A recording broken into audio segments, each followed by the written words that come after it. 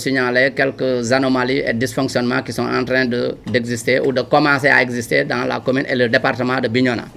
Parmi ces différents problèmes, l'on peut citer d'abord le problème des investitures et des candidatures multiples, mais qui foisonnent un peu partout dans les différentes communes.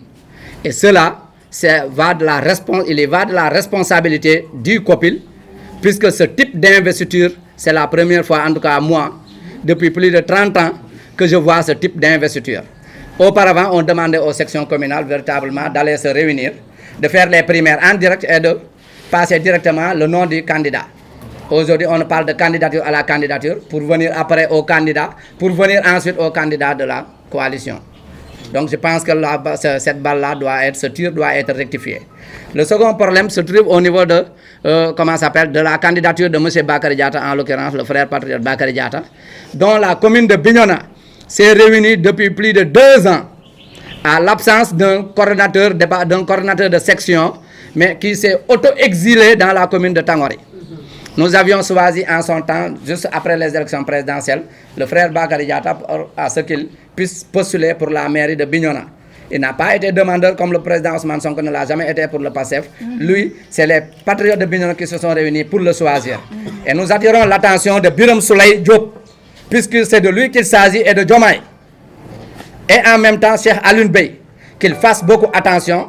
Et je pense qu'il devrait aller gérer leurs problèmes respectifs, chacun en ce qui le concerne dans sa localité.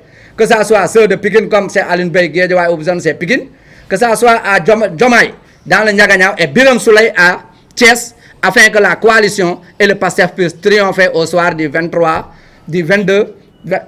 janvier 2022. L'autre aspect, nous avons été mis au courant véritablement de certains coups bas venant de Birame Souleye, qui a refusé de façon délibérée, mais arbitraire, à la commune de Mangangoulak de faire son installation, puisque c'est une commune qui n'a jamais eu une section communale et qui voudrait l'installer, mais par la complicité qui se situe entre lui et le coordinateur départemental, en l'occurrence le frère Yankoba Diémé, ils se sont arrangés et érosé le droit de ne pas accepter de remettre des cartes de membres à la section communale de Mangangoulak, qui a fini de verser l'argent qui avait été demandé par rapport aux cartes de membres. Et nous jugeons ça arbitraire et indigne d'un responsable de ce rang-là, du rang de Birame Souleye, à ce qui concerne des coups pareils. Nous estimons qu'il devait être à la hauteur de tout ça, mais malheureusement, dans toutes les localités, toutes les contrées que tu entendras des dysfonctionnements dans ce PASTEF, voilà les 3 mousquetaires qui sont cités dans ces problèmes.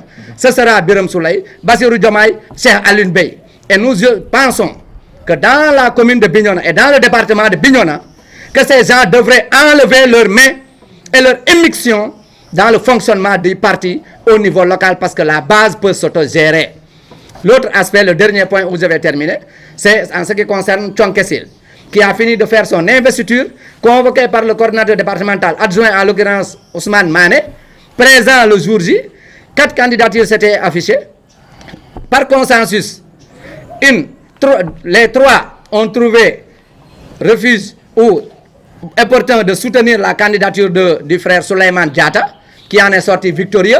Une 4e candidature, en l'occurrence celle de Mabinta Djiba, qui s'est dit, étant absente des lieux, étant à Dakar et ne pouvant pas venir alors qu'elle avait 3 semaines pour arriver, mais s'est dit non, elle n'est pas d'accord du résultat, comme si l'Assemblée n'était plus souveraine et que c'est pratiquement elle et Douane Mané qui doivent faire le dictat par l'intermédiaire du coordinateur départemental qui doit leur donner des instructions. Et à ce niveau, nous sommes au courant et nous avons entendu que le doyen Ousmane Mané veut invalider cette candidature pour encore appeler à une autre assemblée générale afin de choisir le candidat encore une nouvelle fois pour la commune de Thionkesil, alors que ça a été déjà fait. C'est pourquoi nous attirons et nous lançons un appel au président Ousmane Sonko de faire attention à ceux-là dont je viens de citer. Et éventuellement, certainement, ils ont leurs acolytes au niveau du COPIL, avec qui ils sont en train de faire des coups bas et de monter un peu partout des problèmes, de créer un peu partout des problèmes, que le président n'a qu'à être très regardant en ce qui concerne le sud, le nord, l'est, l'ouest et le centre. Chaque section peut s'autogérer et ça c'est inscrit dans le statut et le règlement de PASTEF. Le choix des candidats est géré par l'article 16 de notre règlement intérieur, que les gens n'ont qu'à s'arrêter à ça. De l'article 16 à l'article 18, ça organise les investitures, les élections au niveau municipal comme départemental.